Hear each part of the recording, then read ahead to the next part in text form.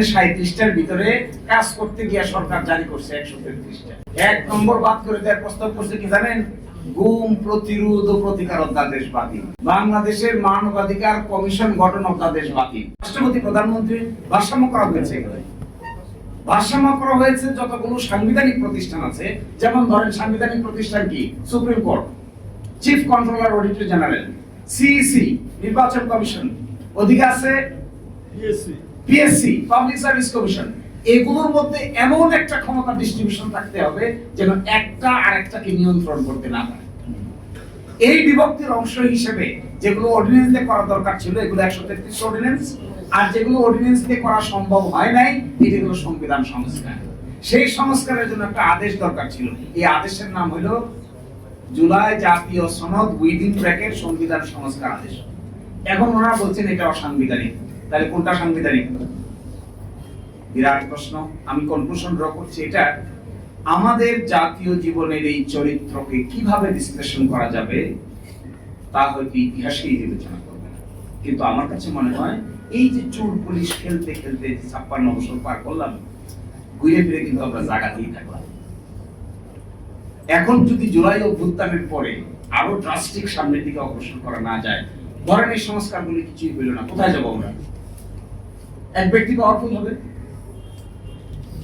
বলা হয়েছে এক ব্যক্তি 10 বছরের বেশি প্রাইম মিনিস্টার থাকতে পারবে না, যিনি দলের প্রধান হবেন তিনি সরকার প্রধান হবেন না। সাংবিধানিক প্রতিষ্ঠানগুলোতে সার্চ কমিটির মাধ্যমে আইন করে লোক নিয়োগের ব্যবস্থা করা যাবে, হায়ার এবং ফায়ার করা যাবে না। এই যে যারা চান না কেয়ারটেকার গভর্নমেন্টের অধীনে নির্বাচন হবে 5 বছর পর পর, এই জিনিসটা যারা চাচ্ছেন না তারা কি চাচ্ছেন? এটা যারা করতে চান না তিনি কোথায় থাকতে চান?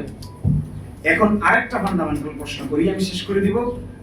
70% মানুষ পক্ষে রায় দিয়েছে, আমরা বুঝি, আমাদের মধ্যে এরকম সামান্য উকিলরা বুঝতেছি, যারা সরকার চালাচ্ছে তারা কি বুঝেন না?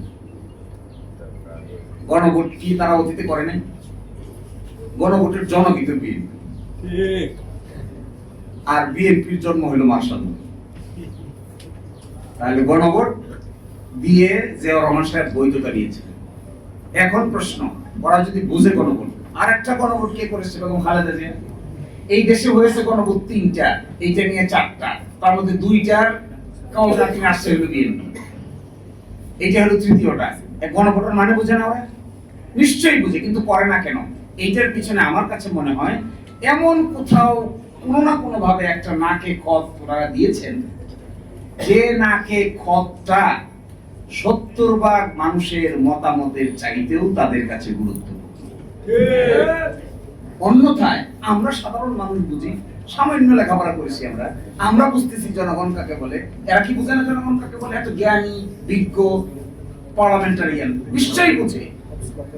এই জায়গায় দেখবেন পার্লামেন্টের ভিতরে কি হবস বলে, লক্স বলে এবং রুশোর কথা বলে, প্লাস বলে হলো সোশ্যাল কন্ট্রাক্ট থিওরির কথা বলে। তার মানে কি ওনারা বেশি লেখাপড়া জানেন? ওনারা হবসও জানেন, ওনারা লক্সও জানেন, ওনারা রুশোও জানেন, ওনারা কিভাবে জুলাই সনদকে ব্যাখ্যা করতে হবে এটাও জানেন, গণভোটকে কিভাবে ব্যাখ্যা করতে যাবে এটাও জানেন, জনগণের সার্বভৌম ক্ষমতা কিভাবে প্রকাশ হয় এটাও জানেন, নিশ্চয়ই সবকিছু জানেন। জানা সত্ত্বেও যখন একই কথা বলেন তখন একটা সন্দেহের উদ্রেক হয়। এই সন্দেহটার নাম হলো নিশ্চয়ই ক্ষমতার প্রক্রিয়াটাকে কোনো না কোনো ভাবে স্মুথ করার জন্য এমন কিছু জিনিসের কাছে দায়বদ্ধ আছেন, যে দায়বদ্ধতা বাংলাদেশের 18 কোটি মানুষের কল্যাণের চাইতেও অধিকতর তাদের জন্য কল্যাণ করে। সংস্কারের 2 ভাগ, একটা হলো সাংবিধানিক সংস্কার, এখানে আছে 47টা, আর একটা আছে সংবিধানের বাইরে অধ্যাদেশ আদেশ রেগুলেশন করে করা যাবে, এরকম আছে 37টা, সব মিলা হলো 84টা। এই 47টার ভিতরে একমত হয়েছে 30টা, বাকি থাকে 17টা। আর এখানে 37টার ভিতরে কাজ করতে গিয়ে সরকার জারি করছে 133টা।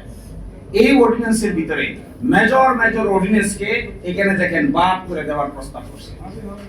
1 নম্বর বাদ করে দেওয়ার প্রস্তাব করছে কি জানেন?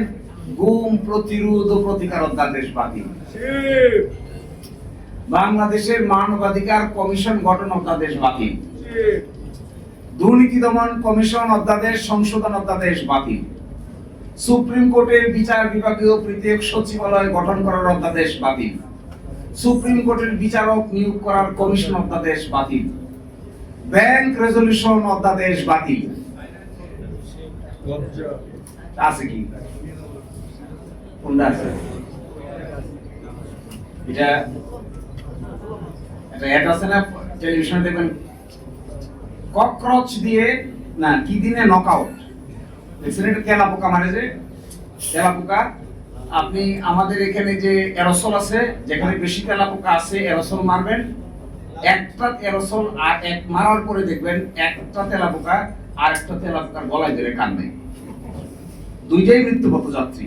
একটা জিজ্ঞাসা করে আপনি কবে মরবেন, সে বলে আমি এখনই মরবো, আর একটা বলে আমার নিয়ে যায়। এইটা দেখে, এই প্রস্তাবগুলো দেখে আমার কাছে মনে হয়েছে জগতের মানুষ আমাদের দিকে তাকায় মনে করতেছে সরকারি দল বিরোধী দল সবই তো মরবে দেখি, এটা তো মরার বুদ্ধি। আচ্ছা বলেন, গুম প্রতিরোধ প্রতিকার অধ্যাদেশ বাতিল করার কি কারণ থাকতে পারে? একমাত্র ডিজিএফআই সাংবাদিক ছাড়া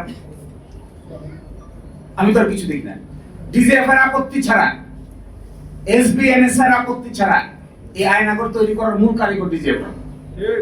এই ডিজিএফআই আপত্তি ছাড়া শহীদুল আলম ভাইকে নিয়ে দইরা মাইরে পিটাইয়া কেন এই কথা বললো, কেন এই কথা বললো না, কেন পক্ষে বিপক্ষে এই কথা বললো, অমুকের মতামত দিল, এই জন্য শহীদুল আলম ভাই কই ছিল আমরা সবাই জানি। তো তাদের আপত্তি ছাড়া গুম এবং খুন পাশ করার আপত্তি কিন্তু ভদ্রলোকের থাকতে পারে? তো গুম চাই আমরা? আমার তো মনে হয় না আপনারা কেউ গুমের পক্ষে। তো এটা কেন বাদ দিতে হবে? মানবাধিকার কমিশন অধ্যাদেশ কেন বাদ দিতে হবে? মানবাধিকার কমিশনের যিনি চেয়ারম্যান বলা হয়েছে তাকে যে অ্যাপয়েন্টমেন্ট দেওয়া হবে, এটা হবে একটা সার্চ কমিটির মাধ্যমে। প্রাইম মিনিস্টার চাইলে নিয়োগ দিতে পারবে না, চাইলে বাদও দিতে পারবে। বাদ দিতে গেলে একটা সুপ্রিম জুডিশিয়াল কাউন্সিলের সিস্টেম করে বাদ দিতে হবে। আবার মানবাধিকার কমিশনের চেয়ারম্যানকে পাওয়ার দেওয়া হচ্ছে, তারা সোমোটো তদন্ত করতে পারবে।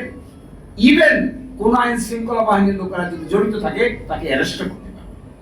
এই অধ্যাদেশটা বাদ করার কি কারণ? তার মানে কি তদন্ত কেউ করবে না? পাশে দেখবেন কমেন্টে লিখছে বাদ দেওয়ার পিছনে মূল কারণ হলো, এটা পড়লে আপনারা সবাই গলাগলি করে হাসবেন, যেহেতু সরকারের সংবেদনশীল আইন শৃঙ্খলা বাহিনীর সদস্যরা এই অপরাধের সঙ্গে জড়িত থাকতে পারে, এই জন্য মানবাধিকার কমিশন আর গুম প্রতিরোধ অধ্যাদেশ বাতিল। তো গুম তো করবে কে? গুম তো আইন শৃঙ্খলা বাহিনীর লোকেরা করে নাকি? গুম যদি আইন শৃঙ্খলার বাহিনীর লোকেরা করে তার তদন্ত হইতে হবে না? আরেকটা ইন্টারেস্টিং, মানবাধিকার অধ্যাদেশের পিছনে কমেন্টে লিখছে যেহেতু এটা সরকারের কোন মন্ত্রণালয়ের অধীন নয়। আচ্ছা, মানবাধিকার কমিশন কি সরকারের মন্ত্রণালয়ের অধীন থাকার কথা? আশ্চর্য ব্যাপার, তো স্বাধীন, তদন্ত করবে স্বাধীনভাবে, নয় এদের বাতিল।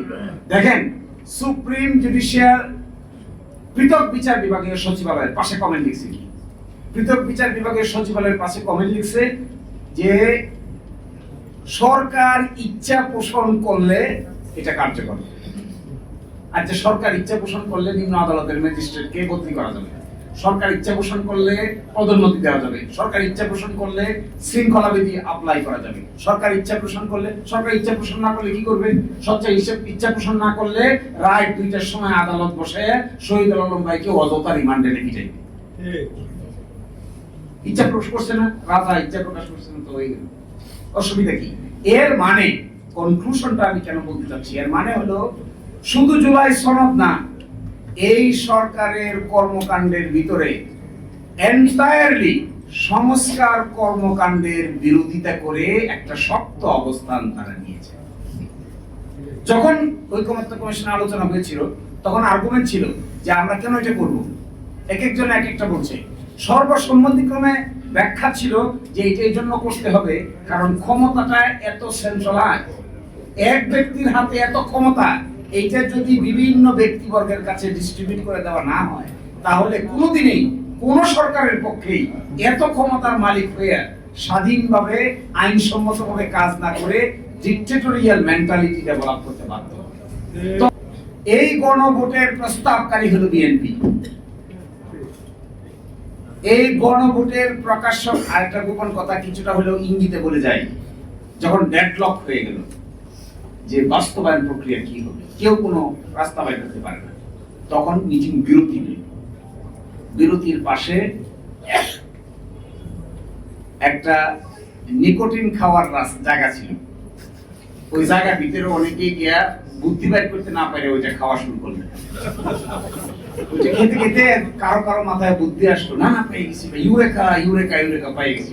সেটা কি, চলেন আমরা সবাই মিলে গণভোটের লাইনে যাই, মানুষকে জিজ্ঞাসা করি। কারণ রাজনৈতিক দলের কিছু লোক মিলে এখানে আমরা প্রস্তাব করতেছি, মানুষকে তো জিজ্ঞাসা করি নাই। তখন অন্যরা বললে আচ্ছা কথা তো ঠিক, মানুষকে তো জিজ্ঞাসা করা হয়নি, তো মানুষকে জিজ্ঞাসা করা কিভাবে গণভোট গণভোট গণভোট। যে কথা বললেন সে ভিতরে সকলেই একমত হয়ে গেল গণভোট গণভোট গণভোট। প্রস্তাবকারী লোক মানুষ, প্রস্তাবকারী দল এখন বলছেন গণভোটের আদেশ মানতে তারা বাধ্য নয়। হায় রে কপাল! তখন এই প্রশ্ন আসছিল যে এই প্রস্তাবকারী দল যে গণভোট, তখন আসছিল একজনের প্রশ্ন করেছে হাত তুলে, আমার মনে হয় যতদূর মনে করে, মানুষটার নাম আমি বলতে চাচ্ছি না এখানে, তিনিও রাষ্ট্র সংস্কার আন্দোলনের ওয়ান অফ দি গুরুত্বপূর্ণ লোক ছিলেন, সরকারের মন্ত্রী হয়েছে। তিনি বললেন সংবিধানে তো গণভোট নাই। তখন প্রস্তাবকারী সদস্য আনসার দিল গণভোট করা যাবে না, এই মর্মে সংবিধানে কিছু আছে? সকলে বলল নাই নাই নাই নাই নাই। উনি খুশি হয়ে গেলেন। আমার এখন মনে হচ্ছে এই জন্য খুশি হন না, এটি জনগণকে জিজ্ঞাসা করবেন। এই জন্য খুশি হয়েছিলেন যে তার কথাটা সকলে মিলে গ্রহণ করেছেন, তাই এখনো তাই দেখতে পাচ্ছি। কথার বাইরে গেলেই খেপে যায়। তো তখন ব্যাখ্যা দিয়েছে ঠিক আছে গণভোট সংবিধানে নাই, গণভোট করা যাবে না এই মর্মে কি সংবিধানে কিছু আছে? সকলেই বলল নাই। বলে তাহলে চলেন আমরা এই রাস্তা হাঁটি, সবাই মিলে হাঁটি। এখন কিভাবে হবে? একটা আদেশ জারি করতে হবে। এই সেই আদেশ। এখন বলে ওই আদেশ বলে রাষ্ট্রপতি রাজহাঁসের ডিম পারছেন। পরশুদিন শুনেন না আপনারা? সংসদে যে রাষ্ট্রপতিকে একটা অশ্বডিম্ব পারানো হয়েছে, রাষ্ট্রপতিকে উনি জিজ্ঞাসা করেছেন যে অশ্বডিম্ব কিভাবে পারলো? উনি বলছেন অশ্বডিম্ব পারে নাই, পারানো হয়েছে। এই যে অশ্বডিম্বটা পারানো হয়েছে, অশ্বডিম্ব বাচ্চায় রূপান্তরিত হয়েছে, তা দিছে, গণভোট হয়েছে, বাচ্চারা কি বিল করতেছে। এখন ডিম্ব অস্বীকার করলে কি আর বাচ্চা অস্বীকার করা যাবে? ডিম না হয় আপনি অস্বীকার করলে বাচ্চা, গণভোট তো হয়ে গেছে, বাচ্চা ফুটে গেছে না? গণভোট হয়ে যাওয়ার পরে 70 লাখ লোক এটার পক্ষে রায় দিয়ে দিছে। এর মানে কি? খালি বাচ্চা কিলবিল কিলবিল কিলবিল কিলবিল করতেছে। এই কিলবিল কিলবিল বাচ্চাটাকে এখন আপনি বলতেছেন এগুলো সব আন্ডা পর্যায়ে আছে। তো আরো আশ্চর্য বিষয়, একজন রাষ্ট্রপতিকে কালকে বলছিলাম এমন কি রাষ্ট্রপতি যে রাষ্ট্রপতি অশ্বডিম্ব পারবে, এটা আবার আরেকজনকে বলে দেয়। কি আশ্চর্য রাষ্ট্রপতি এটা! এই জন্য তো এনসিপির লোকেরা সবাই মিলে চাইছিল এইরকম রাজহাঁস যেন বাংলাদেশে না থাকে। কিন্তু রাজহাঁসও থেকে গেছে, ডিম্বও পারে গেছে, ডিম্বের ভিতর থেকে বাচ্চাও জন্ম নিছে। এখন আমরা ডিম্ব অস্বীকার করলে লাভ কি? সব 70 ভাগ মানুষ মানে প্রায় 5 কোটি বাচ্চার জন্ম দিচ্ছে। এখন থেকে সরা যাচ্ছে না। কি আশ্চর্যজনক বিষয় দেখেন, আমি এভাবে দেখি না। স্কিম 133টা অর্ডিন্যান্স রিপোর্ট পাবলিশ হয়েছে গতকাল। অগ্রযাত্রা প্রতিদিন নির্ভীক প্রত্যয়ে উজ্জীবিত।